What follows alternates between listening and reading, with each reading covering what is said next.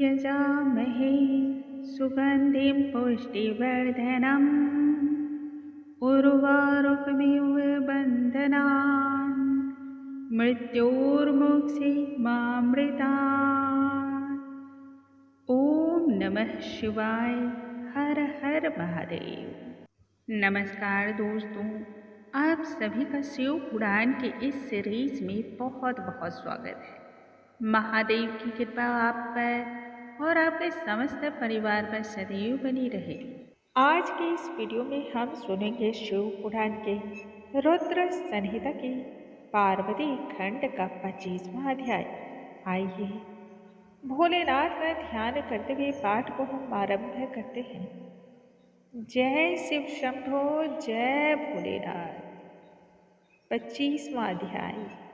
इस अध्याय में हम श्रवण करेंगे सप्त ऋषियों के समझाने पर हिमालय का अपनी पुत्री पार्वती का विवाह शिव के साथ करने को राजी हो जाना और सप्त ऋषियों का शिव को जाकर के संपूर्ण बातों से अवगत कराना। आइए हम आरंभ करते हैं। ब्रह्मा जी आगे का वृत्तांत बतलाते हुए कहते हैं, हे नारद, इसके बाद वशिष्ठ ने पूर्व काल की सभी बात बतलाई। राजा अनरण्य मनु इंद्र सावर्णी के वंश से थे।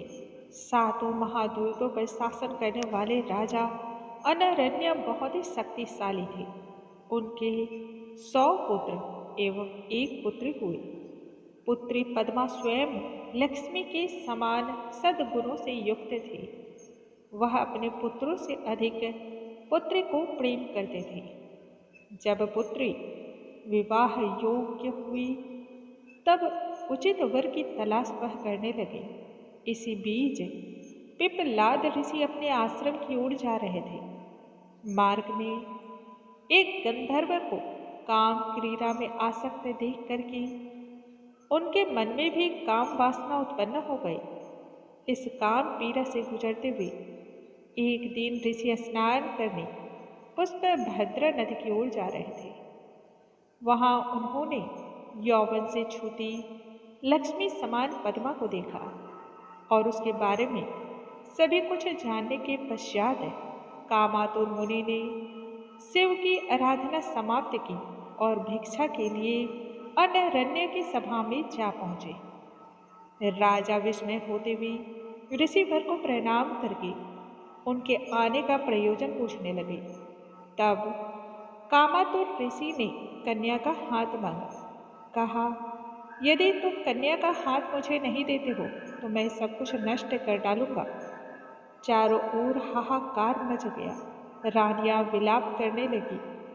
तब चिंता में पड़े राजा ने अपने पुरोहित, विद्वानों और वेद शास्त्रों के ज्ञाताओं से राय ली। सभी ने एक ही वचन कहा कि इससे श्रेष्ठ वर तुम्हें मिल ही नहीं सकता है। अतः इस बात पर विचार करने के बाद राजा ने विभिन्न वस्त्र आभूषणों से सुसज्जित कन्या का हाथ ऋषि पिप्पलाद को सौंप दिया। इस घटना के बाद राजा ने सब कुछ का त्याग कर तपस्या हेतु वन की ओर चल पड़े और ऋषि कन्या को लेकर के अपने आश्रम की ओर चल पड़े। तपस्या में रत राजा शिवधाम को प्राप्त हुए। इसलिए हे पर्वतराज, निःसंकोच होकर के अपने पुत्री शिव के हाथ में सौंप दो। शिव को नमस्कार है, जिनसे आदि प्रकृति, महत्व, आदि तत्व, ब्रह्म, विष्णु, शिव उत्पन्न हुए हैं। अतः एक सप्ताह बाद एक बहुत ही शुभ और दुर्लभ घड़ी है। उस समय चंद्रमा लगन के स्वामी होकर के अपने पुत्र बुध के साथ ही लगन में स्थित रहेंगे। रोहिणी नक्षत्र मार्गशीर्ष का माह, दिन सोमवार, सभी ग्रह उस समय शुभ युति में होंगे। उस समय बृहस्पति भी ऐसी स्थिति में है जो संतान और सौभाग्य के लिए अति उत्तम है। उस समय शिव शिवा का मिलन सब तरह से कल्याणमयी है। तब विस्मय से भरे हिमालय सप्त ऋषियों की बात पर विचार विमर्श करने लगे। सभी ने एक स्वर में एक ही बात कही, हे पर्वतराज, पार्वती का जन्म देवताओं के लिए ही हुआ है। इस बात पर विचार करके तथा सबकी सहमति से मैना और हिमालय ने शिव संग पार्वती के विवाह पर अपनी सहमति प्रकट कर दी। सभी ऋषियों एवं ऋषि पत्नी अरुंधति ने पार्वती को तब बहुत सारा स्नेह और आशीर्वाद दिया। ऋषियों ने हिमालय से कहा, हे पर्वतराज, शिव भिक्षुक हैं, तुम दाता हो और भिक्षा पार्वती है। तब सांसारिक रीति रिवाज का पालन करते हुए हिमालय ने हल्दी कुमकुम का लेप दाढ़ी मूंछ पर किया। विवाह का शुभ लगन तय करके सप्त ऋषियों एवं उनकी पत्नी को विदा किया। इसके पश्चात वे सभी शिव के पास पहुँचे। उनसे सारी बातों को बतलाते हुए पार्वती के संग परिणय सूत्र में बंधने की बात कहने लगे।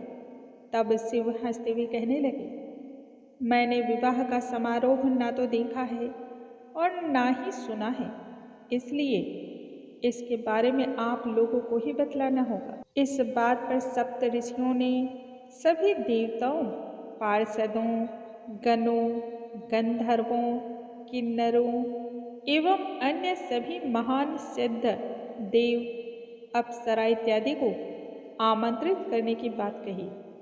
वही आपके सभी कार्य को संपन्न कर देंगे। ऐसा कह करके सभी ऋषि वहां से प्रस्थान कर गए।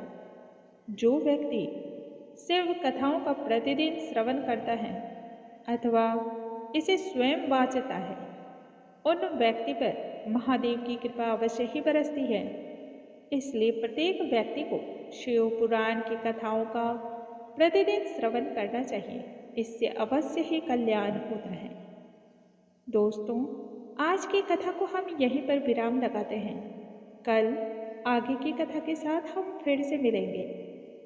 तब तक के लिए नमस्कार। हर हर महादेव।